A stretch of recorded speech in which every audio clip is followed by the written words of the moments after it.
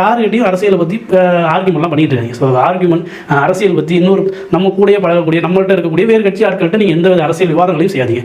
உங்களுக்கு எது சரிப்படுதோ அதை நீங்கள் தேர்ந்தெடுங்க, அவர்களுக்கு எது சரின்றதோ அதை தேர்ந்தெடுப்பாங்க. என்னை பொறுத்த வரைக்கும் நீங்கள் ஒவ்வொருத்தருமே அரசியலை தேடி படிக்க ஆரம்பிங்க. ஸோ அவர்கள் தலைவர் சிறந்தவராக இருக்கக்கூடிய காணொலிகளாக தான் உங்களுக்கு வரும்.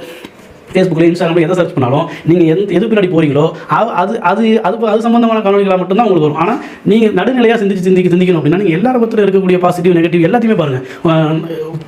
நம்மளுக்கு பிடிச்ச தலைவனாக இருந்தாலும் அவர் செய்தது தவறாக அவர் செய்த தப்பை உண்மையிலே ஒரு வீடியோ சுட்டி காட்டுங்கன்னா அது உண்மை தான் அப்படின்னு நம்புங்க. ஸோ இவன் ஃபேக் எடிட்டிங் அப்படின்னு நம்பக்கூடாது. ஸோ அப்போ அதனுடைய உண்மை தன்மையை தேடி ஆராய்ங்க.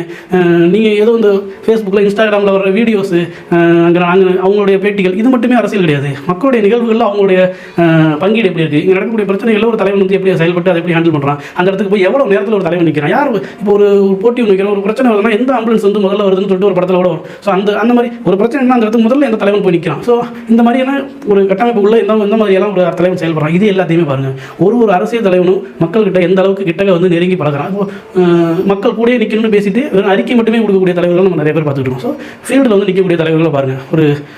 ஒரு இதையெல்லாம் பார்த்து தான் நீங்கள் வந்து ஒரு நல்ல தலைவனை தெரிஞ்சுக்கணும். ஸோ வரும் அரசியல் வரலாற்றில் ஒரு வரும் காலத்தில் வரக்கூடிய தேர்தலில் ஒரு நல்ல தலைவனை தேர்ந்தெடுக்கணும் அப்படின்னு சொல்லிட்டு விரும்பி கேட்டுக்கொள்கிறேன்.